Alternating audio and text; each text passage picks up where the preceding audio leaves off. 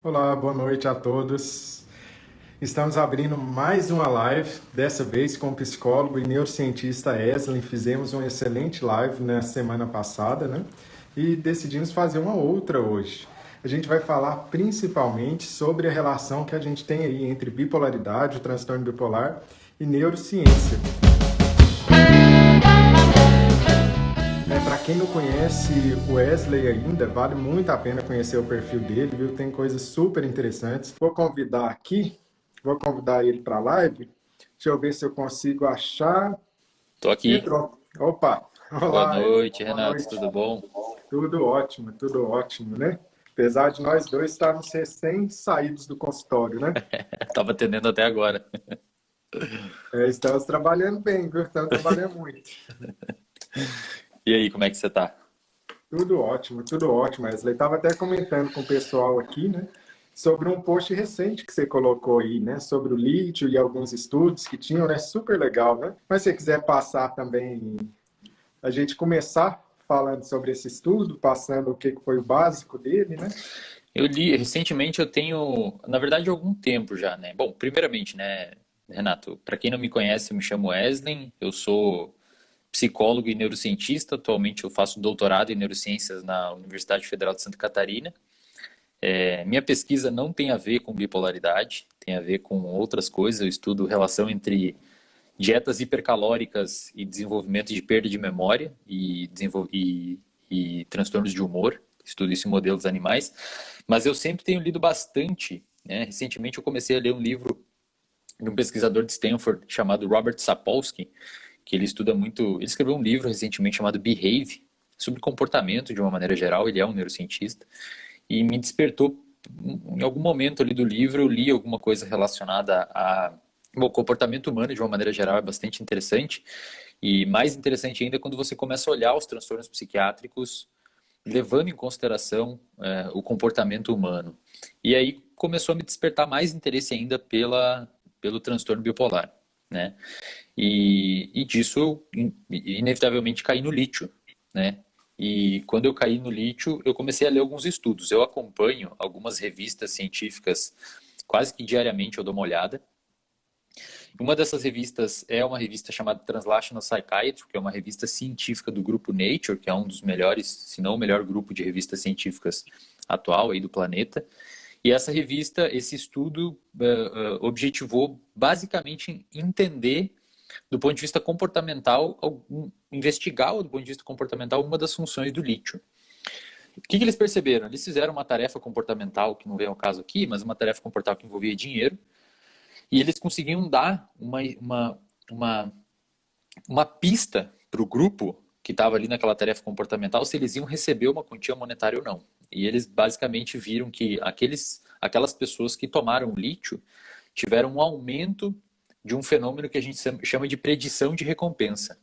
Então eu costumo dizer que quando você, né, doutor Renato, você vai lá, pede um lanche, alguma coisa no iFood, uma pizza, você vê a foto da pizza, vê aquela coisa bonita, numa luz bonita, aquela pizza bem agradável, e você faz, o seu cérebro faz automaticamente um cálculo. A gente chama isso de predição de recompensa.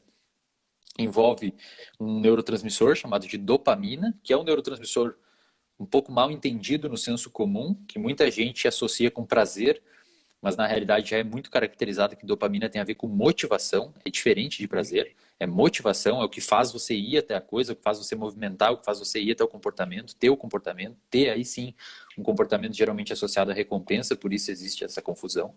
Inclusive, na doença de Parkinson ocorre uma morte de neurônios dopaminérgicos, então você tem até, a dopamina é envolvida até com movimento, de fato tem a ver com motivação de começar um comportamento.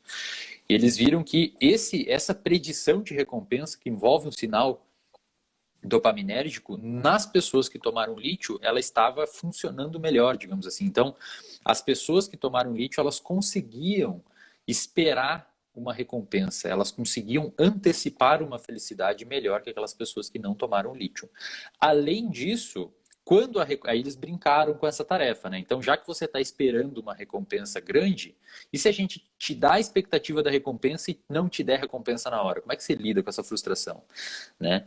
Que é um erro de predição de recompensa. Então, você pede uma pizza bonita na imagem e chega uma pizza fria, michuruca, com 2 ou 3 calabresas ali. Como é que você lida com isso? Eles viram que aquelas pessoas que tomaram lítio também lidaram melhor com a frustração. E isso num quadro de bipolaridade na clínica é importante, né, Renato? Porque a irritabilidade é muito presente, né? A intolerância e frustração é muito presente no paciente. Então, parece que tem essa função aí também. Interessantemente, isso é algo que você vê muito na clínica, né? No paciente que começa a utilizar o lítio, né? De reduzir principalmente a impulsividade, né? Então, eu consigo ser menos impulsivo, né? Porque a impulsividade basicamente é eu sinto e eu logo faço, né? Eu já pulo direto para ação sem passar por uma etapa de pensamento onde que eu peço as consequências ou não de realizar tal ação, né? Quando eu pulo de um para outro, vai dar muita, com perdão de palavra, merda, né? A imensa maioria dos problemas que a gente tem durante uma fase de mania é isso, é impulsividade, né? A pessoa começa a fazer um monte de coisa impulsiva. Então, quando a gente vê jogo patológico, a pessoa jogando, perdendo dinheiro durante hipomanias ou mania, né? Compulsão alimentar, que é super comum e muitas pessoas jogam isso para o remédio, quando na verdade é a impulsividade que se tem ali durante um episódio de mania. Você vê que o lítio ele consegue ir na raiz desse problema. Então, muitas vezes as pessoas falam que o lítio engorda sem considerar isso que é comum na prática de ver, que ele, na verdade, emagrece a pessoa. Quando que ele vai emagrecer? Quando a pessoa está com uma compulsão, que basicamente é muito impulso junto, né, continuado, então eu chego numa compulsão, e o lítio tira isso. Quando ele tira essa impulsividade direcionada, né, que a gente chama do aumento de energia direcionada a atividades potencialmente dolorosas, né? Dirigir o carro rápido, comer um monte, né, de carboidrato, porque ninguém vai fazer compulsão com alface, né? Vai ter carboidrato e doce, né? Não vai ter vou comer 1 quilo de alface, não existe isso, né? Tudo isso o lítio consegue tirar, não é em todas as pessoas, mas naquelas pessoas respondem bem o lítio, né? E segurar essa impulsividade. Então, a pessoa pode até emagrecer. Então, fica com certas famas que não correspondem à realidade. Eu já vi isso acontecer inúmeras vezes, né? Eu achei esse estudo super interessante, né? Porque ele vai realmente na raiz de algo que a gente vê frequentemente na clínica, do lítio segurando a impulsividade, de maneira geral. Né? Uma coisa que eles viram também, Renato, e acho que é bem oportuno nesse raciocínio, é que, então, assim, a pessoa, ela consegue prever, antecipar uma recompensa, o que pode explicar as funções do lítio, inclusive nas fases depressivas do paciente bipolar, visto que o paciente pode acabar conseguindo sair daquela fase anedônica e, de fato, antecipar uma possível felicidade com a família, alguma coisa assim, né? Melhorou a tolerância à frustração. E mais interessante ainda, que eles inclusive colocam na conclusão do estudo, eles exaltam bastante esse ponto, eu acho que justamente por ter essa apelação, né, do ponto de vista sintomatológico do paciente com transtorno bipolar, quando o paciente obteve a recompensa que ele tanto esperou, naquele desenho experimental, então ele esperava que ia ganhar $10. Ele ganhou, o sinal dopaminérgico aumentou. Ele ganhou os $10, ocorreu, eles não souberam explicar o porquê, eles deixam isso claro, ocorreu uma atenuação do sinal dopaminérgico. Então parece que eles ficaram menos sensíveis à recompensa. Ou seja, eles não ficaram ainda mais querendo, não, eu quero mais, agora eu quero mais, agora eu quero mais. Eles receberam a recompensa e deu uma tamponada, eles não ficaram agitados em ter recebido aquela recompensa.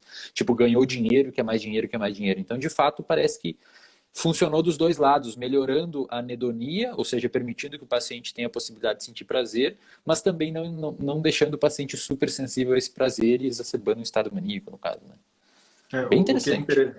Sim, porque um dos motivos, assim, né, um dos mecanismos, né, que é teorizado, né, pelo menos em teoria se diz para acontecer a mania ou hipomania, é que a pessoa não consegue regular sua resposta positiva a um gatilho positivo, que você vê isso frequentemente na prática. Então, acontece algo bom para a pessoa, ao invés de ela ficar simplesmente feliz e curtir algo bom, ela vai lá para a mania, né? Ela começa, então, a perder essa regulação da sua resposta positiva. a resposta positiva inicial dá origem a outra resposta positiva e outra, até que eu passo do ponto e começo a entrar em hipomania, posso entrar em mania, né? Que foi, inclusive, uma pergunta recente que me fizeram nos stories, né? Se gatilhos positivos poderiam gerar mania ou hipomania.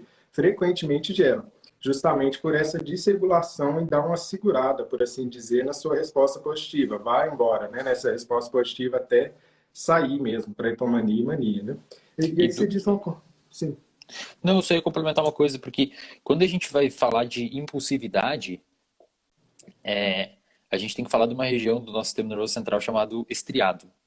Né? O estriado na parte, o estriado, um corpo estriado que está bem lá no meio do nosso cérebro, é uma região que tem, a gente pode dividir ela grosseiramente, me perdoem aqui os neuroanatomistas que estão aqui, mas grosseiramente a gente pode dividir ela em ventral e dorsal, sendo que na parte ventral do estriado está o núcleo accumbente, que seria aí o núcleo accumbens, que seria a região envolvida com recompensa. E no estriado dorsal o estriado dorsal é o lugar envolvido com as nossas formações de hábitos. É ali que o estriado dorsal ele se ativa frente a um comportamento automatizado. O que os estudos têm mostrado, Renato? Que quando o paciente, no caso, estudos que se fazem, né, muito com compulsão alimentar, né, mas dá para generalizar com comportamento impulsivo de uma maneira geral, eles percebem que quando você está na fase de impulsividade, que é o quê? Você não consegue frear o início de um comportamento, mas de certa forma você até consegue frear o comportamento depois que você começou, você percebe que está exagerando e consegue segurar. E isso tem muita relação, impulsividade tem muita relação com o estriado ventral, com a parte do núcleo accumbens, o que faz sentido, visto que você está sendo impulsivo com um comportamento que te gera recompensa. Então você tem o sinal dopaminérgico que está levando você a fazer aquela situação. Só que com o tempo, eles perceberam que conforme você vai cada vez mais tendo comportamentos impulsivos, ocorre uma dorsalização da circuitaria neuronal, ocorre uma dorsalização da circuitaria neuronal no mecanismo dependente de neuroplasticidade, ou seja, os neurônios no seu cérebro, eles de fato, quanto mais você faz um comportamento, mais você reforça uma... Por exemplo, vocês estão aqui ouvindo o Renato falar de lítio, de sensitização, de bipolar, de não poder beber, de ter que tomar remédio, de ter que regular o ciclo. Essa informação de vocês, ela fica armazenada num conjunto de neurônios, pessoal. Fica armazenada numa circuitaria neuronal que a gente chama de engrama, que é o lugar físico onde as memórias ficam. E o nosso cérebro, ele é plástico. Conforme a gente vai estimulando algum tipo de comportamento, a gente vai reforçando a conectividade desses engramas. E quando você fica tendo uma impulsividade muito grande, ou várias vezes impulsivo, ocorre uma dorsalização dessa circuitaria para a parte dorsal do estriado, que são as regiões envolvidas com formação de hábito. Então, se a gente parar para pensar, neurobiologicamente, uma compulsão é um hábito. É um hábito que a gente tem. E aí entra um problema, porque o paciente, quando ele começa com esses reforços positivos, acho que é mais ou menos isso que a gente estava discutindo, né? Você tem um reforço positivo, daí você começa a ficar impulsivo, você começa a subir, digamos assim, na fase maníaca, e de fato acaba agravando ela, inclusive do ponto de vista neurobiológico. Provavelmente essas circuitarias estão se reforçando e levando você até mais esse comportamento. O que é algo que na prática se vê muito, né? Quanto mais episódios você tem de humor, mais o seu cérebro começa a ter episódios de humor, né? Então você passa, inclusive, de episódios de humor que no início, muito comum, de lá no começo ter episódios que são com a causa clara, né? Então foi um problema com a família, foi um divórcio, uma separação interna do relacionamento, você teve um gatilho claro externo, né? Você passa, em geral, desse tipo de episódio com gatilho, com causa externa, para um tipo de episódio mais espontâneo, onde que a pessoa nem consegue achar a causa. Isso ao longo dos anos, das décadas, né? Basicamente, a gente se torna aquilo que a gente treina e pratica, né? Uhum. Então, se você está praticando ficar muito doente várias vezes, né? Então, seu cérebro aprende a ficar doente. Ele fica muito bom em ficar doente, né? A ponto de ficar tão bom em ficar doente que ele começa a ter episódios totalmente espontâneos, rápido, né? Começa a oscilar mais rápido, começa a ser mais espontâneo, começa a ser mais intenso. Aí a importância de prevenção de episódios, que a cada novo episódio que você está tendo, seu cérebro está aprendendo como é ficar doente. Ele está Uhum. ficando cada vez melhor nisso. Eu vou reforçando aqueles circuitos, né? É um A ponto aprendizado, né? de... com aprendizado, né? A ponto de, se você pega alguém que está convivendo com bipolaridade sem tratamento há várias décadas, ele tem várias alterações já no cérebro, que você consegue ver na imagem, né? Em ressonância magnética e tudo, né? Muitas vezes a pessoa pode ter aí um aumento da amígdala, né? Você tem aumento de ventrículo lateral, você tem redução de algumas partes aí do cérebro, né? Do pré-frontal, principalmente. Uhum. Enfim, várias e várias alterações que a pessoa pode ter com décadas sem tratamento. É claro, se você trata, você não vai chegar até esse tipo de alteração. Por isso que eu sempre insisto, né, na necessidade do tratamento e de você cuidar bem do seu cérebro. Porque Uhum. depois fica muito difícil, né? Uhum. Não é impossível, sempre é hora de tentar, mas depois fica muito difícil. E aproveitando, Wesley, até sobre o tema do seu doutorado, né, que eu acho que é uma coisa bem legal aí, né? Que é algo que às vezes as pessoas falam um pouco, né? Mas na bipolaridade também tem muito disso, que é o papel da alimentação na questão do humor, né? É um papel muito grande, né? Apesar da gente não ter assim, nenhum estudo decisivo, né? Tem alguns estudos de dieta cetogênica, né? Para no transtorno bipolar, dieta mediterrânea também poderia ajudar, né? Mas algumas coisas são claras assim, né? Tem algumas coisas que prejudicam mesmo o humor, né? Alguns alimentos prejudicam mesmo o humor, pelo menos isso a gente sabe claramente, né? A gente pode até não saber assim, come lentilha que, igual o pessoal fala, lentilha tem lítio, então come lentilha. Não, é uma quantidade muito ínfima, não vai adiantar nada. Você pode comer Uhum. lentilha se quiser, mas você não vai ficar bom por conta do lítio da lentilha, né? Mas alguns alimentos realmente fazem mal para o humor, né? Você quer falar sobre isso, Wesley? Eu estudo muito, Renato, a parte de. Eu estudo bastante a influência de dietas hipercalóricas em perda de memória e desenvolvimento de comportamento ansioso e depressivo. No caso, eu estudo isso em laboratório, porque eu não estudo em humanos, né? Eu estudo no modelo que a gente mimetiza. Mas quando a gente vai escrever os artigos e escrever os projetos, a gente faz uma vasta revisão da literatura e existe um bom número de estudos bem interessantes nesse sentido.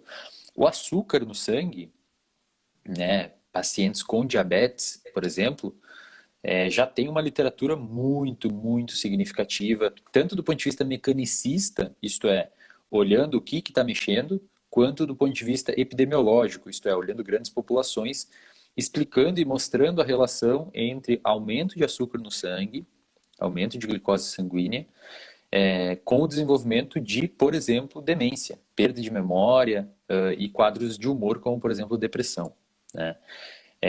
Eu não sei, na realidade, o porquê que depressão é geralmente mais estudado, né? Mas com bipolar eu não vejo muitos estudos, provavelmente tem alguma limitação aí envolvendo, às vezes até um subdiagnóstico. Mas o que que se sabe? Que pelo menos desde a década de 80, 90, com os estudos chamados de Rotterdam Study, que são estudos epidemiológicos que mostravam já uma associação entre pacientes que tinham aumento de glicose, açúcar no sangue, com o desenvolvimento de demência.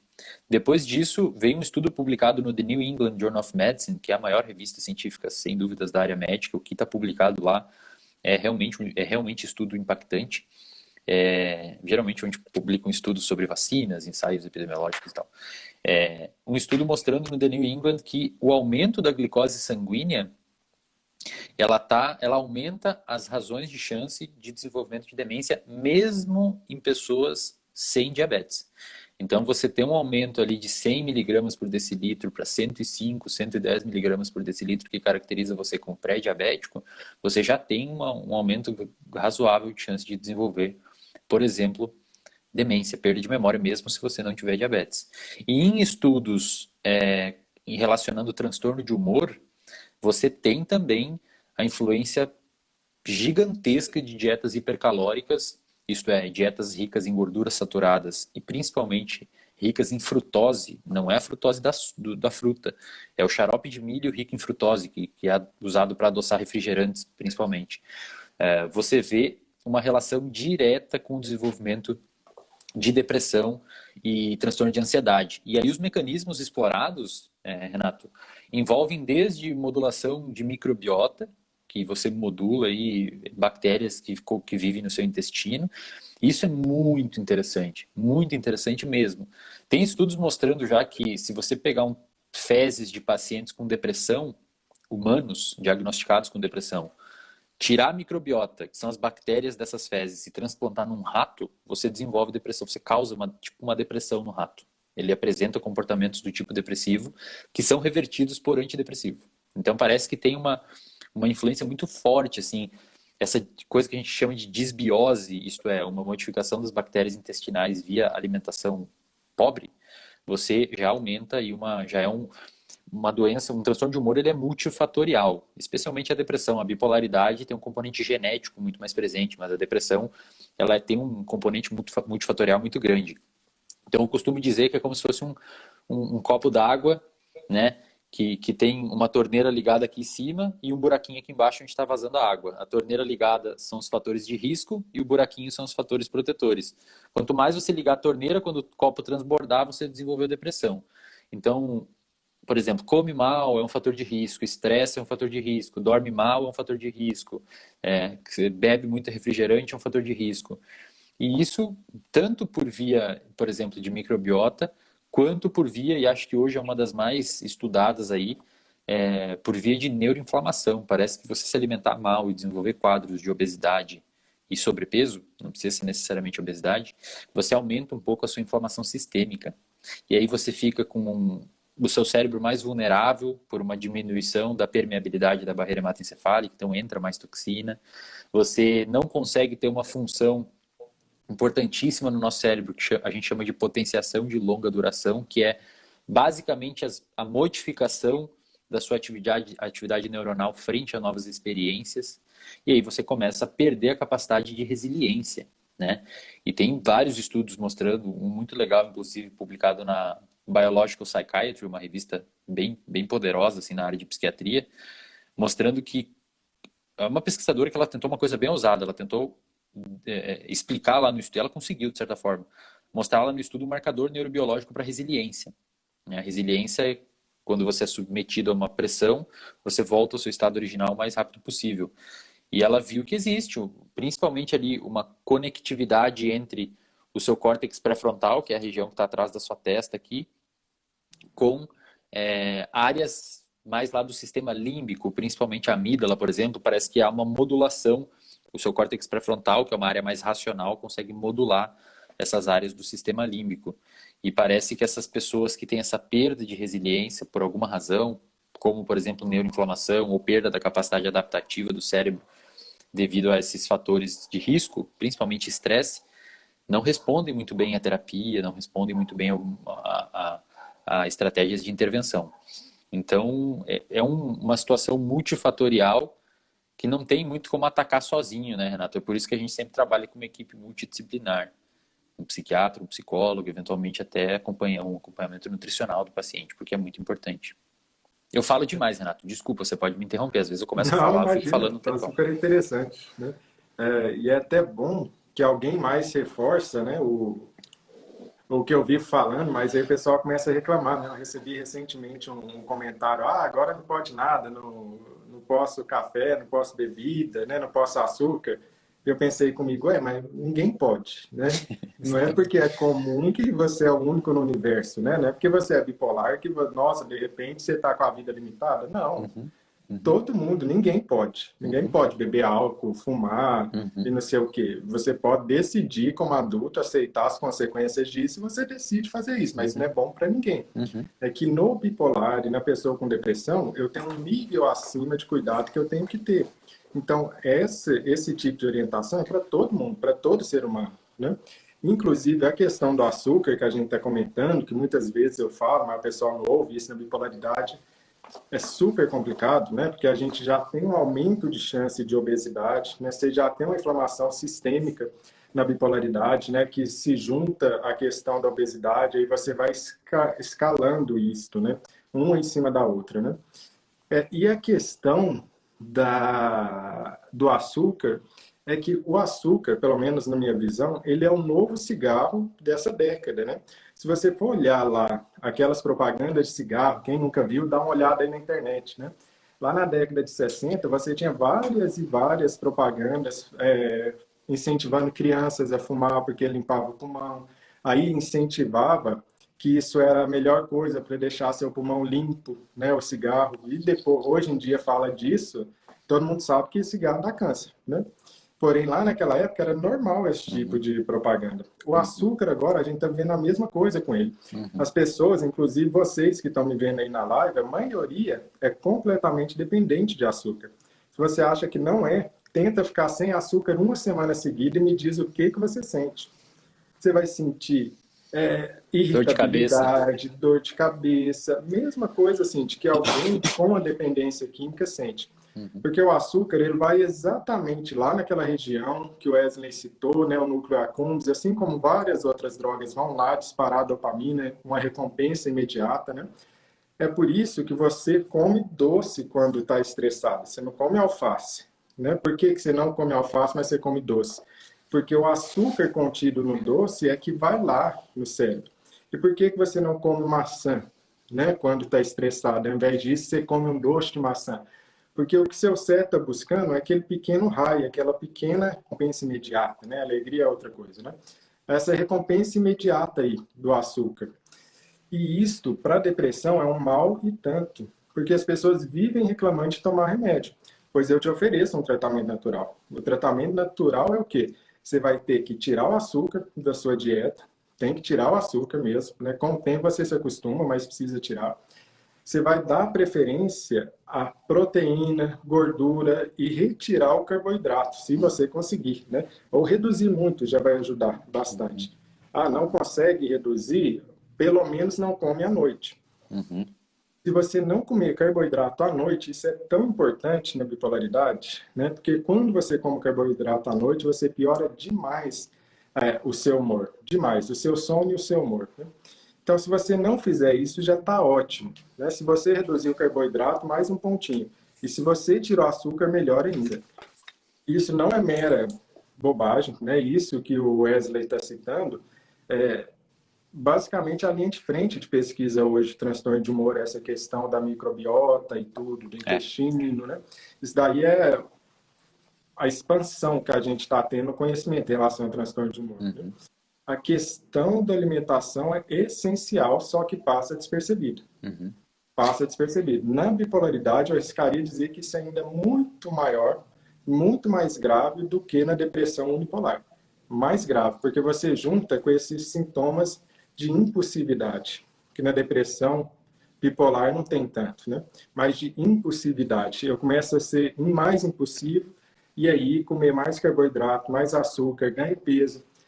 O aumento de peso leva a uma inflamação sistêmica, a própria bipolaridade tem uma inflamação sistêmica, eu acumulo um no outro e um vai retroalimentando o outro, né? E ficando difícil, criando cada vez uma dificuldade maior. Eu tenho muitas pessoas, por eu ser neurocientista, vêm me perguntar se existe dependência em comida ou alguma coisa assim, né? Eu já pesquisei bastante isso. Tem até um artigo nessas revistas que eu citei no grupo Nature, de 2 pesquisadores de linha, que eles escreveram um artigo bem legal, assim, existe vício em comida, ou existe vício em açúcar, acho que era, se não me engano, existe vício em açúcar, e aí um pesquisador que é um pesquisador de ponta em dependência química e comportamento alimentar de uma maneira geral, vícios, a dependência de uma maneira geral, impulsividade, né, ele argumenta que não, e um outro pesquisador também de ponta argumenta que sim. E aí eles deixam claro no final que não há um consenso dentro da literatura científica, pelo menos, sobre isso. Minha opinião, Renato, e acho que você compartilha dela, quando você vê na experiência clínica uma pessoa com transtorno alimentar, não restam dúvidas, assim, a pessoa tem problema com aquilo. É um problema, você tem que tratar esse problema. Claro que, mas significa que se eu comer açúcar é igual ser usuário de cocaína. Não, a cocaína, por exemplo, que atua lá no núcleo accumbens, nesse sistema de recompensa, ela é muito mais agressiva, do ponto de vista de aumentar a dopamina, ela é bem mais agressiva. Mas existem até alguns estudos que tentaram quantificar o quanto de qual que é a taxa de disparo neuronal nos neurônios dopamina. A gente não tem muito neurônio produtor de dopamina no cérebro, é diferente dos outros neurônios. A gente tem relativamente pouco, são poucas vias.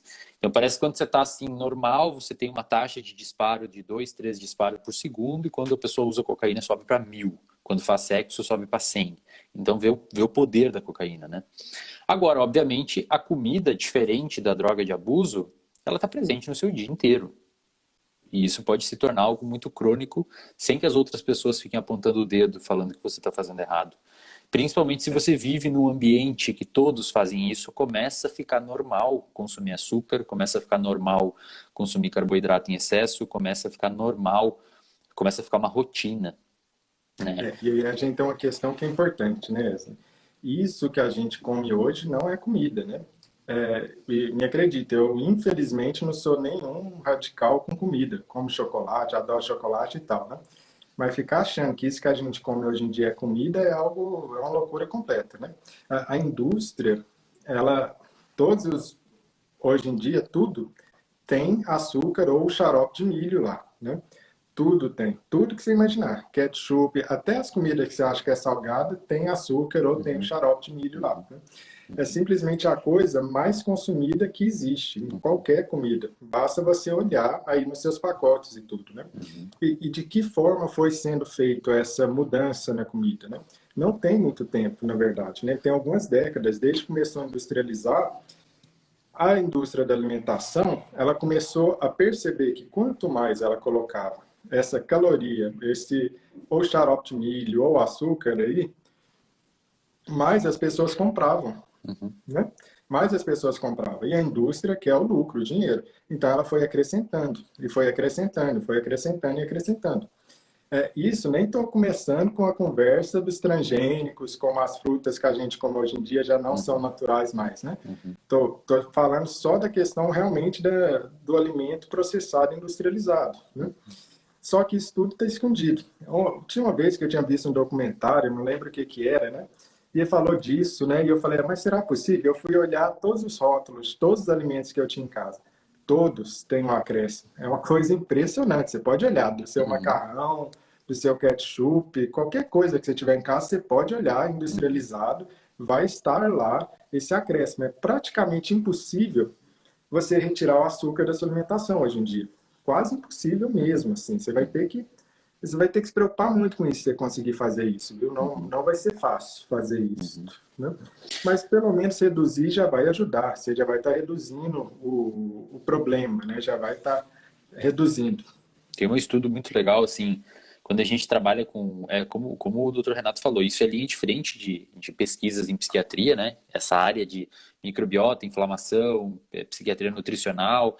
Provavelmente daqui a 10, 15 anos a gente vai ter protocolos, talvez um pouco mais específicos, de como tratar um paciente com depressão, com alguma intervenção dietética ou com alguma coisa para ajudar de fato quando os estudos forem conduzidos.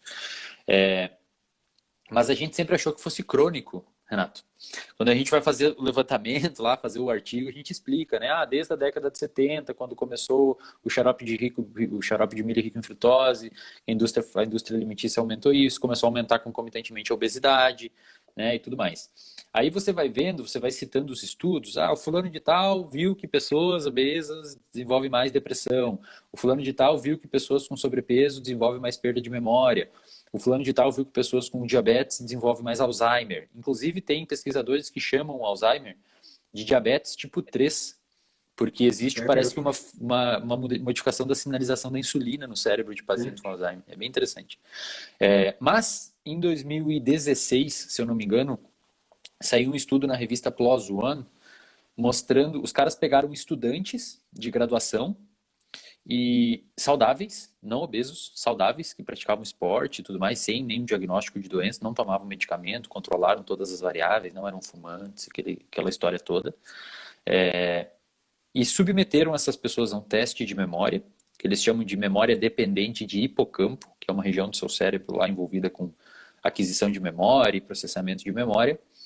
E eles pegaram essa galera, Renato, e deram um café da manhã hipercalórico, dividiram em dois grupos. Um grupo tomou um café da manhã normal e outro grupo tomou um café da manhã hipercalórico, sem saber qual grupo que estava tomando o que. Eles até conseguiram mimetizar o café da manhã hipocalórico com um pouco de adoçante para cegar o estudo, né, para não enviesar.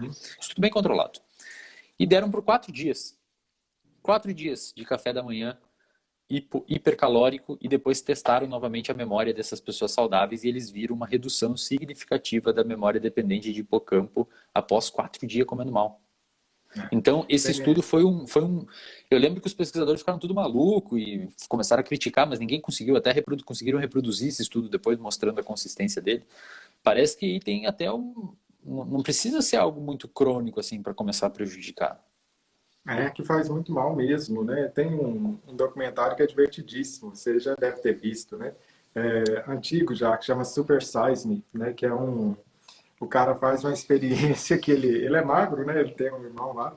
Ele simplesmente decide comer McDonald's todos os dias, né? De manhã, almoço, jantar, né? Ele só come McDonald's, né? Durante o tempo todo. E vai acompanhando, né? O que aconteceria com ele se ele só comesse McDonald's, né? Duas coisas acontecem interessantes, que ele não previa, o óbvio aconteceu, dele ganhar peso, né? Mas isso aí é óbvio, né? O que aconteceu, que eles não previam, mas que eu poderia já dizer, né? Ou qualquer profissional de saúde mental poderia dizer, é o quê? Ele começou a ficar dependente, né? Do McDonald's. Então ele começou a ter uma expectativa grande, uma fissura pela comida, né? E quando ele comia aquela comida lá do McDonald's, é que vinha aquele alívio, né? Bem como uma droga mesmo, né? Eu tenho a fissura e eu uso, aí eu dou alívio, aí eu tenho fissura de novo. E ele ficou deprimidaço, né? Começou a deprimir, começou a ficar mal. E é interessante que você vê no semblante dele, né? A energia caindo, a pessoa ficando pior, que inclusive tiveram que interromper o estudo no meio, de tão ruim que ele estava ficando, né, com essa comida, né? Então, não é pouca coisa. Você pode induzir tranquilamente uma depressão com o tipo de alimento que a gente tem hoje em dia, tranquilamente. É o que a gente fala no laboratório, basicamente. A gente pega, estuda lá os modelos animais, dá uma dieta hiperlipídica, hipercalórica ou com frutose, e você vê que depois de um tempo o ganho de peso do animal ele é proporcional ao começo dos problemas cognitivos e dos problemas cognitivos de falta de memória e emocionais. Então, inclusive, uma mestranda do laboratório, agora doutoranda do laboratório que eu estudo, no mestrado dela, ela viu isso, que, inclusive, parece que os déficits metabólicos até podem preceder os emocionais. Então, o que a gente está vendo, Renato, é que com 1 mês de dieta, o animalzinho começa a ter problema na glicose, começa a ter problema na insulina, começa a ter problema nos lipídios, triglicerídeo, colesterol ruim, etc. Mas não tem problema emocional e nem de memória. Aí, com 2 meses de dieta, o animal agrava esses problemas metabólicos e começa a apresentar déficits cognitivos e emocionais. E depois as coisas só andam. Então, hoje, pelo menos a nível de pesquisa científica e até pesquisa epidemiológica com humanos, assim, não só modelos animais, não existe mais debate. Não existe mais debate. Existe o debate de como ocorre. Mas se ocorre ou não, o debate encerrou. Sobrepeso e obesidade é fator de risco para desenvolvimento de doença psiquiátrica. Má alimentação é fator de risco para desenvolvimento de doença psiquiátrica. Inatividade física é fator de risco e pouca exposição à luz natural, que regula os nossos reloginhos lá, que a gente até pode conversar, é muito fator de risco para desenvolvimento de doenças psiquiátricas. Tem inclusive estudos que eles colocam o pessoal em acampamento, acampar um tempo, sem luz artificial, e a galera volta com um bem-estar subjetivo elevado, porque regulou o ciclo, eles têm que, anoitece, eles ficam com uma fogueira, uma luz mais amarela à noite ali, e eles conseguem dormir melhor e regulam o ciclo e tudo mais. Então, assim, a gente tem que lembrar que, digamos que que a evolução das espécies, a gente pudesse encurtar em 1 ano, a nossa história evolutiva inteira. Nós, com luz natural, com computador, fazendo live, comendo alimentos ricos em açúcar, seria o último segundo do último dia do ano.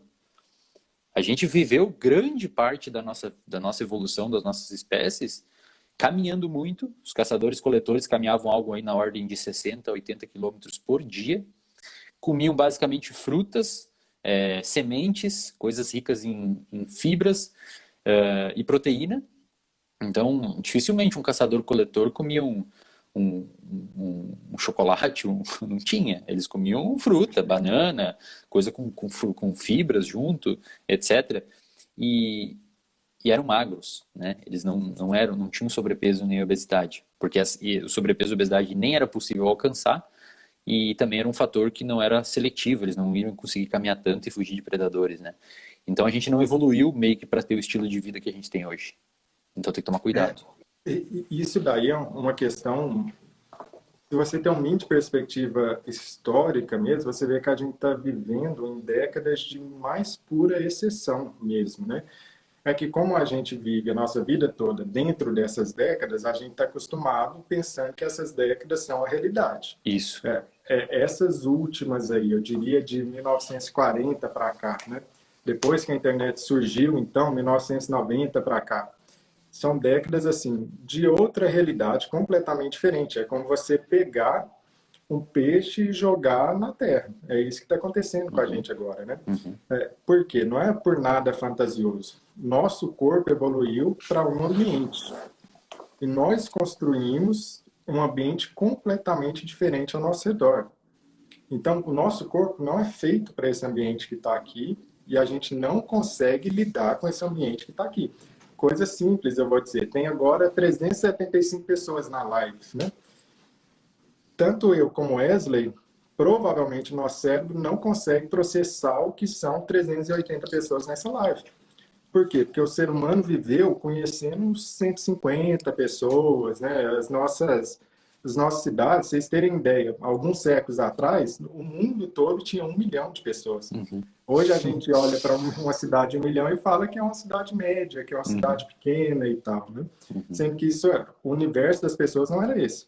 E o que foi quebrado extremamente? E é bem provável que hoje a gente tenha transtornos de humor e transtorno bipolar bem mais graves e muito mais abrindo quadro e ciclando muito mais rápido que antigamente. Por algumas questões. Uma, o que o Wesley citou dessa quebra da luz e do sol. Quando a gente fala assim, às vezes fica parecendo fantasioso, sendo que tem uma vasta literatura científica demonstrando quanto que esse ritmo biológico é importante para o nosso cérebro. Demonstrando simplesmente isso. Se você levantar pela manhã, se expor à luz do sol e depois à noite ficar no escuro, sem as luzes artificiais, você vai melhorar muito. Se você simplesmente comer o que o seu corpo, o que o ser humano evoluiu para comer, que são as frutas, né? Tudo aquilo que a gente tinha, o pessoal hoje chama de dieta paleolítica, né? Mas você tem um monte de dieta aí, né? Mas se você come, na sua grande maioria, esse tipo de alimentação, você também vai fazer. Vai se sentir melhor, estar melhor. Não é por nada mágico, é simplesmente que o nosso carro é a gasolina e a gente está colocando álcool nisso. Então não funciona bem. Essa que é a questão. O corpo evoluiu para uma coisa e a gente está usando em outra. A gente é um carro que era para estar na estrada seca e de repente a gente está tentando atravessar um lago. Um ambiente completamente artificial. E que a gente pode dar uma melhorada nisso. Não estou te falando você ir para o meio do mato, comer verdura e viver de legumes, não é isso. Mas você pode dar uma melhorada nisso. Higiene do sono é uma delas. Evitar açúcar. Não existe açúcar, não sei se vocês sabem, mas açúcar não existe na natureza, né? Não tem nada parecido com a potência do açúcar, né? Super importante isso, viu?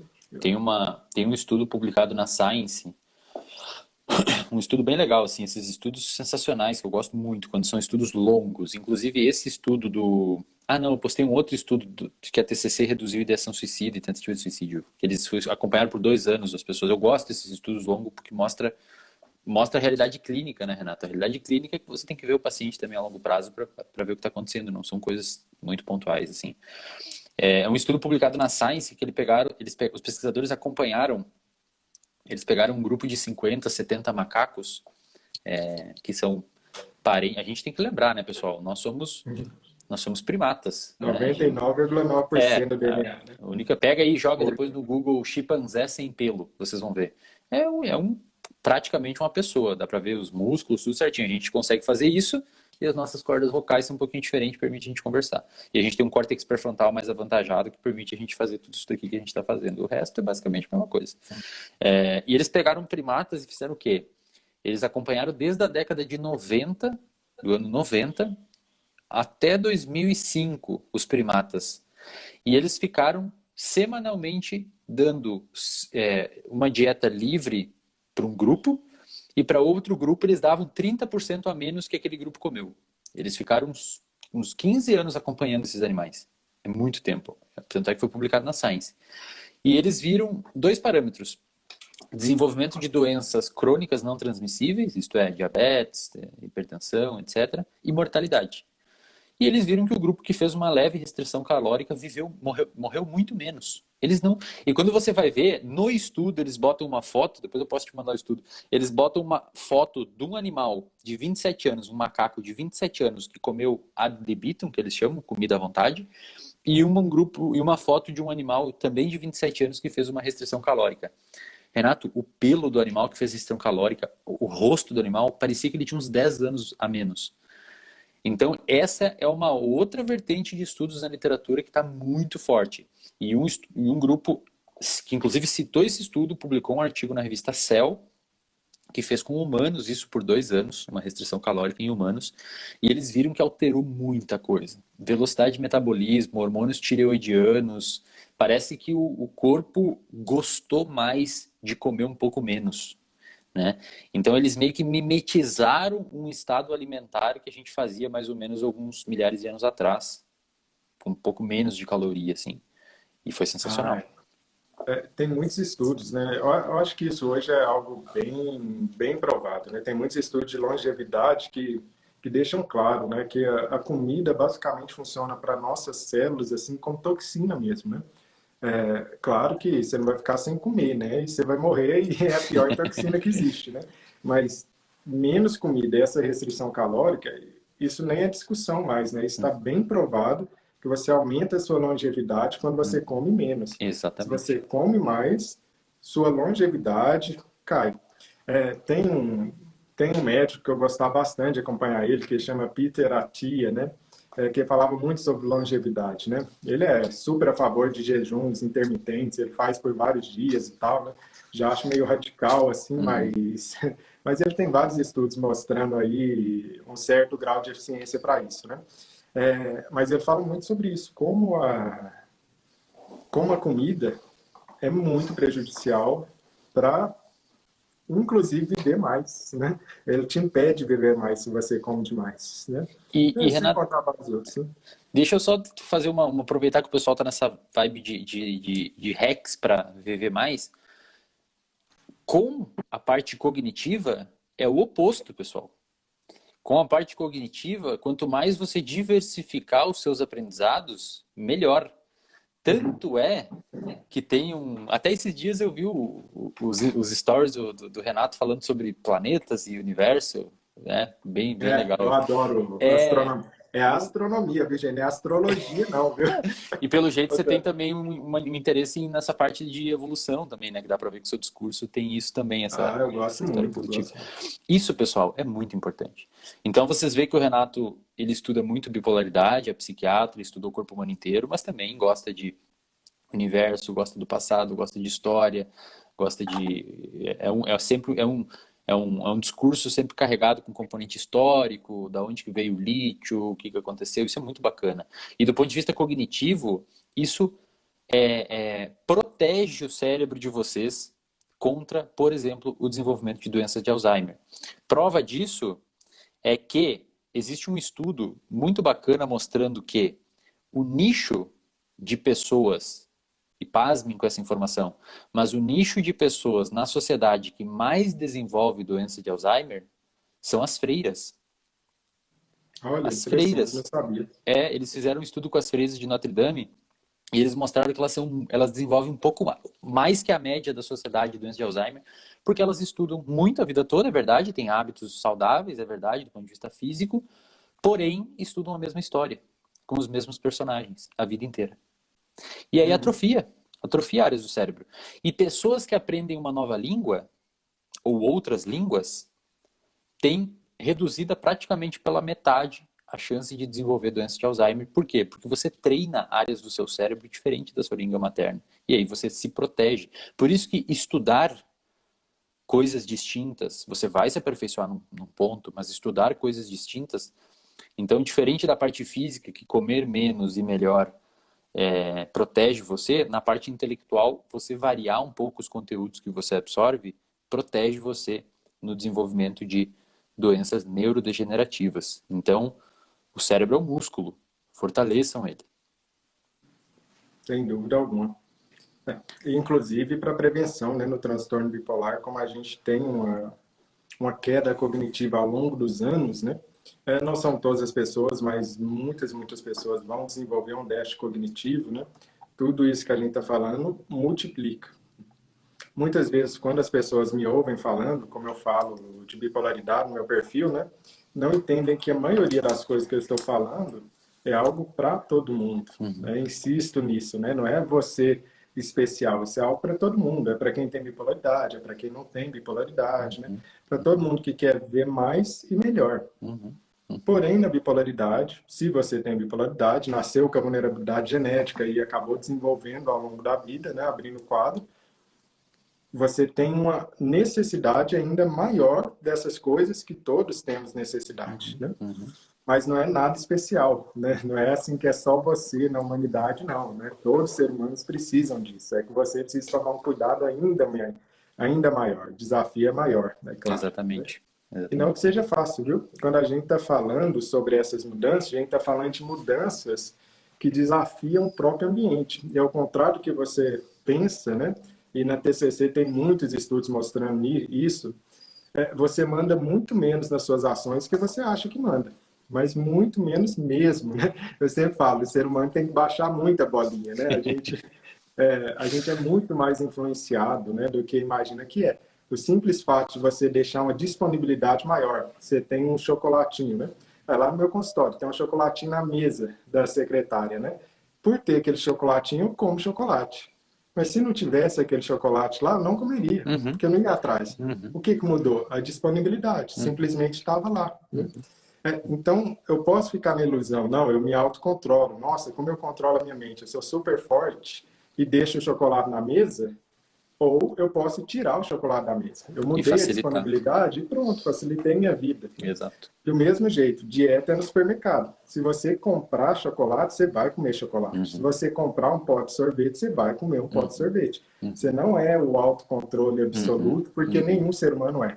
Se a gente vê lá o sorvete, a chance de que a gente vai recair, né, vai ser grande, né? Inclusive, então facilite o seu ambiente, né? Facilite o seu ambiente para você. Né? Tem um estudo que só para encerrar aqui, tem um estudo que foi publicado na Nature também, na Scientific Reports. Eles pediram para as pessoas entrar num labirinto. Esses estudos são muito legais. Lá fora eles podem pagar, né? Eles podem dar dinheiro para a galera. Aqui não dá, infelizmente, mas lá eles podem dar dinheiro para participar de estudo. Aí dá para fazer um estudo bem massa. Eles construíram um labirinto do tamanho de para humano mesmo, e colocaram várias bancadas no labirinto com comida. Tinha um melão, tinha um mamão, tinha morango, tinha chocolate, tinha um ovo de Páscoa de chocolate, tinha um pote de creme de leite condensado. E eles só falaram assim, ó, eu quero que você caminhe nesse labirinto. E a galera caminhou, não falaram mais nada. E depois eles passaram uma provinha para a galera marcar onde que estava tal comida. E eles não pediram para ninguém memorizar nada. E adivinha qual que eles lembravam mais? Você acha que eles lembravam onde estava o melão? Eles lembravam onde estava o doce de leite, o chocolate.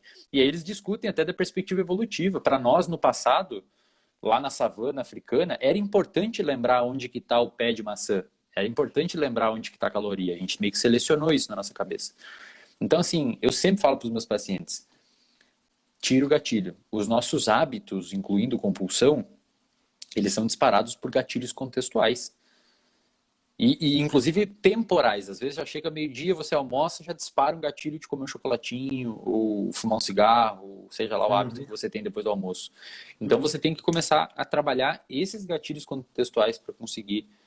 E assim, é um processo ativo, né, Renato? É um processo ativo, não é vou desligar o botãozinho aqui do psiquiatra e da terapeuta, da consulta e vou continuar minha vida do jeito que eu sempre vi. Não vai funcionar. Você tem que. É um processo ativo, você tem que se preocupar, tem que colocar isso em prática. Sem dúvida. E Wesley, como sempre, foi maravilhoso, né, ter você aqui na live. Vamos marcar outras, né? Como eu disse, é sempre muito bom a gente conversar, né, sobre neurociência, bipolaridade. O assunto rende, né? Se for deixar, vão ser 4, 5 horas aí. Obrigado, Ó, obrigado pelo muito espaço. obrigado, viu, Wesley? Ó, e uma boa noite, viu? Bom descanso aí. Tchau, tchau, pessoal. Obrigado. Tchau, pessoal.